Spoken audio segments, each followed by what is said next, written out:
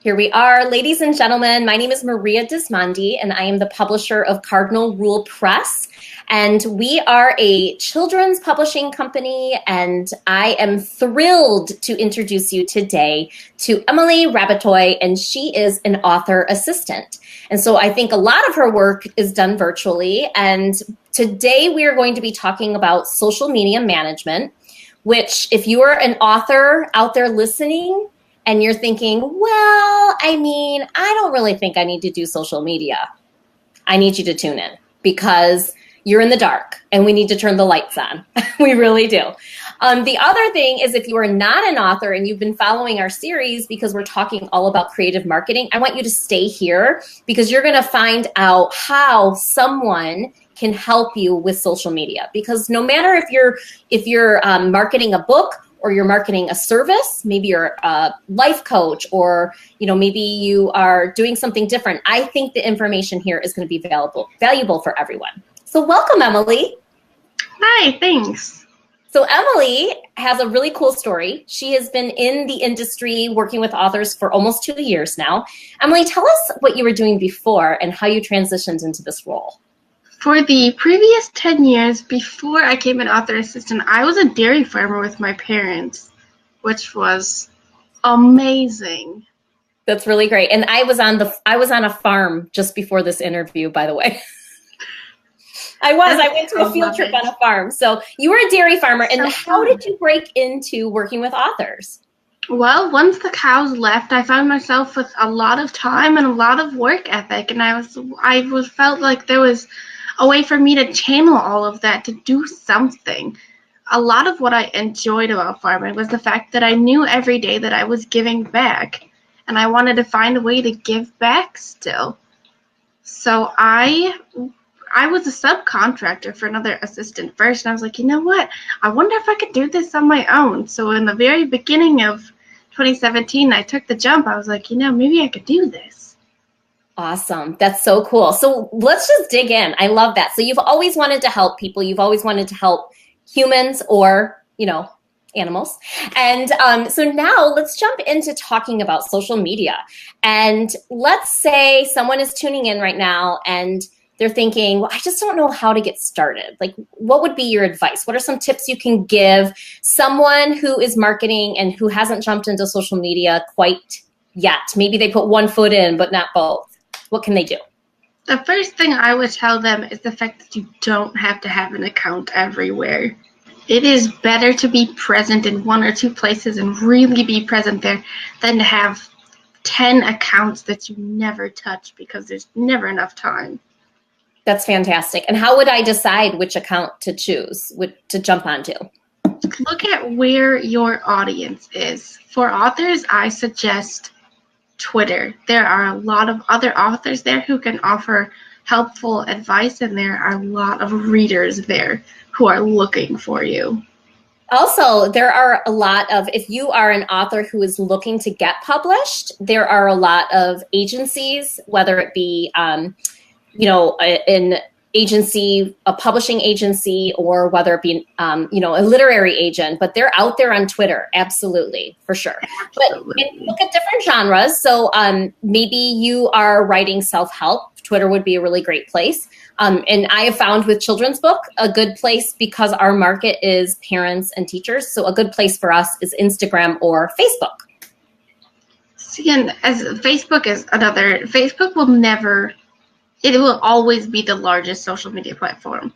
So in that aspect, Twitter and Facebook are both really great because you're always going to have a ton of people on Facebook. Absolutely. Okay, good. So that's how we're going to get started. We're just going to choose one. And now what are we going to do next? My favorite thing in the world when it comes to social media management is using a scheduling tool. Because if you have a social media account and someone goes to follow you and it hasn't been touched in 3 weeks, they're going to be like, oh, this person never really checks social media. If you can use a scheduling tool to keep your accounts active and keep content there, it will help you immensely. Fantastic. Do you have any recommendations on tools that you prefer? I actually use both Hootsuite and Buffer. They both have such great qualities.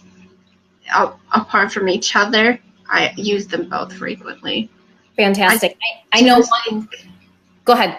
For someone who's starting out, Buffer is much easier to use. It's very straightforward. That's a good tip. And I think with most of these schedulers, they will offer different price platforms. So don't be turned off thinking I'm going to have to pay a ton of money. A lot of times there's a free account to get you started. And then as you maybe increase the amount of content that you want to be scheduling, then you might have to go into that bracket of paying. One of the platforms a team member of mine uses is the Facebook scheduler too. So they'll just go right into Facebook and schedule our content there. That's an excellent free option that's already integrated with what you're using. Okay, so I'm loving this. So number one, just pick one platform. Number two, we want to be sharing content.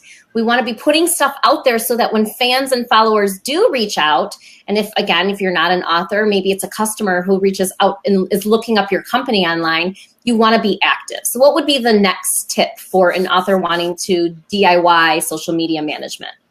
My last tip is actually to utilize that Facebook scheduling tool to your best advantage. It's already there.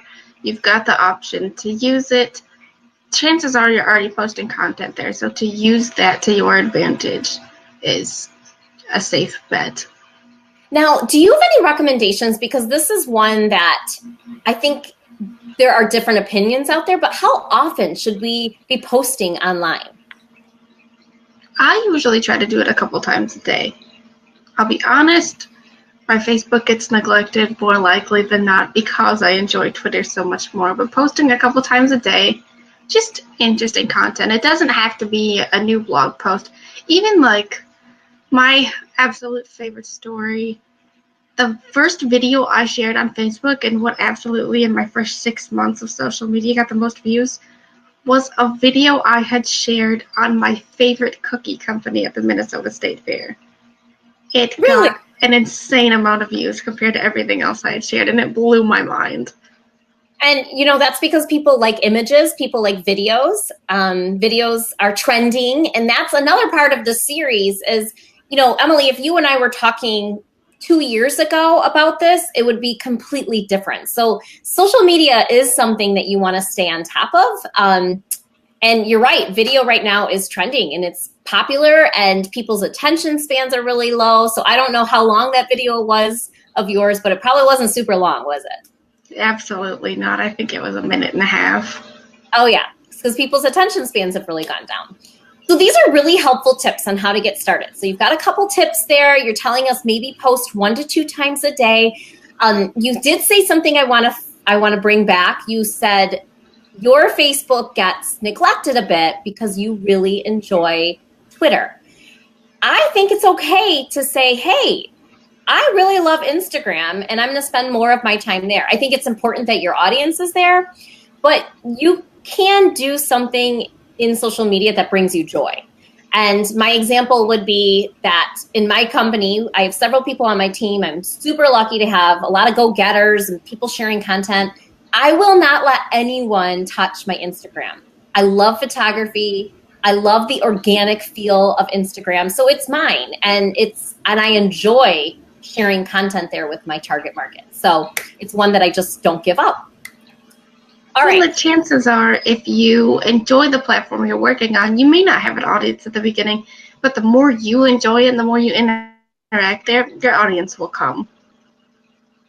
You put it out there, they will show up. Okay, Absolutely. So now we've talked about if you want to do it yourself. Let's say someone is listening and tuning in and they're thinking, you know what?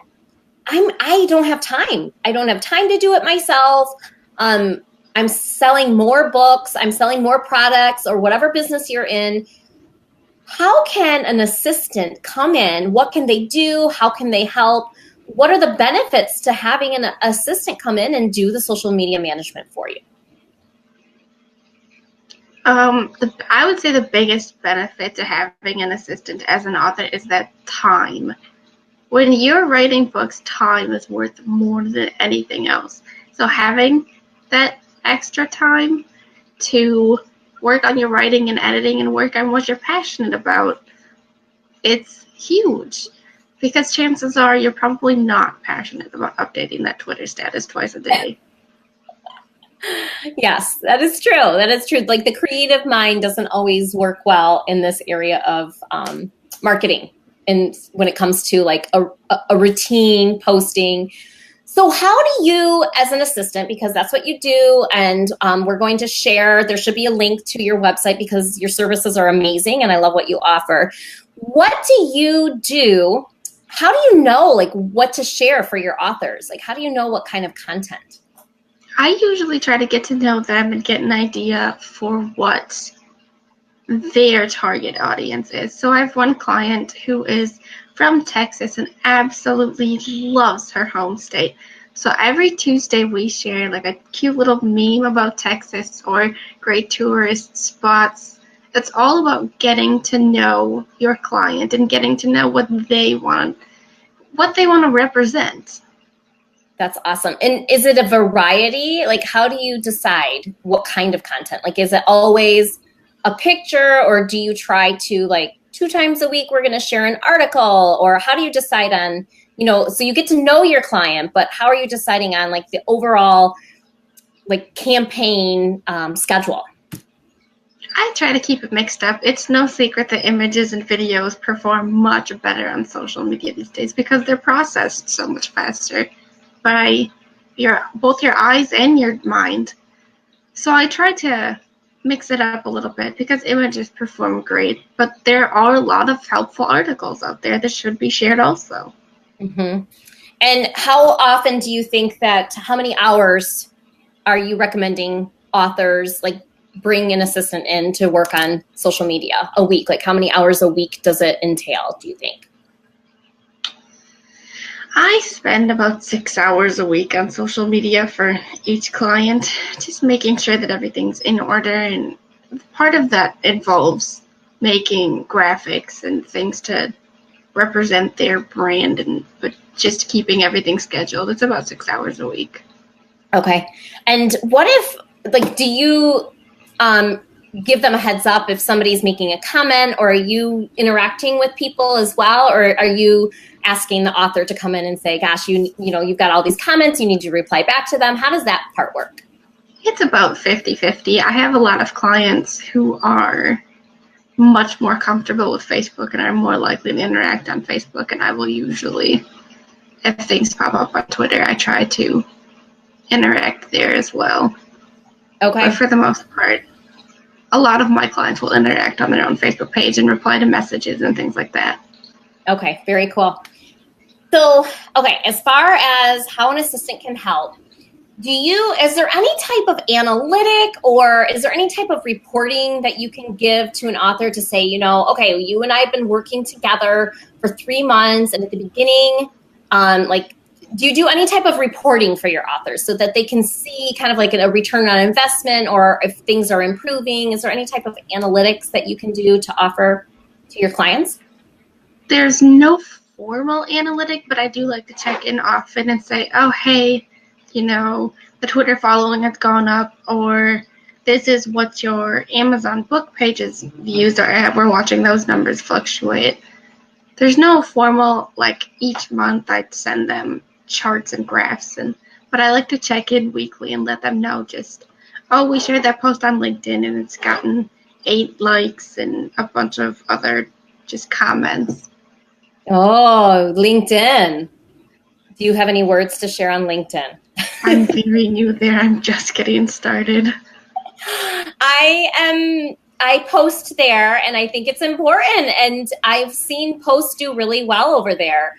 And so I try to give it some love like once a month, but I probably should be over there a little bit more often. That's how I feel about Pinterest. It's there. It'll get a little bit of love every now and then, but not constant. Okay. So is there anything else you can share with us, Emily, as far as role of being an assistant to other authors and how you've helped them? Maybe a personal story that you want to share on how your work has benefited another author? That's totally putting you on the spot. I know. She's like, a story? What is she talking about? For me, it's almost a hard decision because there's nothing that makes me happier when I get that message from a client and they're like, I got to sit down this weekend and I got so much writing done, and I knew that they didn't have to worry about their day job. They didn't have to worry about their social media. They weren't worrying about book sales. All they got to just sit down and write, because a lot of the pressure that they otherwise would have been worrying about is on me. So they have time to just do what they're passionate about. Oh, I like that. You know, and if you're listening and you're just tuning in, this is Emily Rabatoy. She's an author assistant, and she does social media management for authors. And I have to tell you, I do group coaching for authors. So we have group coaching sessions, and we talk about all different types of marketing and how to really get your book's message into the world. And I can't tell you how many times I've had clients say, but I'm a writer, and I don't think that I need to be doing social media management. And here's the deal. I can agree to the extent that, yes, like you want to focus on your writing, but someone's got to be doing it. And your publishers are not doing it 100% for you. Like your publishers, you don't want to look at it as like publisher, hold on, where's my hand? Publisher, author. I think it needs to be looked at as publisher, author. Like you are in it together. And if you're marketing and you're sharing on social media about your book, it's going to benefit your publisher. And if they're sharing, it's going to benefit you. So it's a team effort. So I always tell authors, you are a writer, and I love that, but you also are truly a small business owner. And in order to be a successful small business owner, you have to know what to do to get your message into the world. Because if people don't hear about your book, they're not going to buy your book. And the thing I love about social media management, Emily, is you're not just out there saying, buy my client's book, buy my client's book. You're out there saying, here's all about this author. Here's an article this author wrote about X, Y, and Z and how it can help you. And you're giving value to the readers. And so then the readers begin to know, like, and trust your client. And then the readers say, oh, this author's really amazing. They have a new book coming out. I'm going to buy their book. I know them because I've been following them on social media. Yeah, so I think the value, and I've been very excited about this interview because I don't see enough authors finding the value in social media and the importance of having it in their business. And that's where ultimately you will have people pick up your book. But ultimately where you're going to find your readers is through social media. Yeah, absolutely. And you can basically market for free on social media. Of course, there's Facebook ads and there's ways that you can boost posts, but for the most part, it's free and it's grassroots style marketing and it's out there. And if you're ignoring it, I need you to wake up and turn on the lights. And then I want you to look up Emily because she's amazing. She does great work. So, Emily, where can we find you? You're hanging out on Twitter. What's your handle on Twitter? It's the Rural VA. Oh, yes, the I can't say that word very well. The Rural VA. And then I will post your website below. And you have a beautiful list of services. So if anyone is listening right now and they're interested, definitely check out Emily's website. And Emily, how do you meet with clients? Do you do like a virtual call like this, or do you get on the telephone, or is it email? Like, how do you check in? It's their preference. It's largely email, but there are clients in the past who like to do a monthly phone call or video chat just to make sure we're on the same page and keep everything in order. And that is hugely beneficial to keeping everything in order. I enjoy that as well. Excellent. Well, this has been so valuable, and I hope that everyone tuning in can see that there are DIY, do-it-yourself ways that you can manage social media on your own.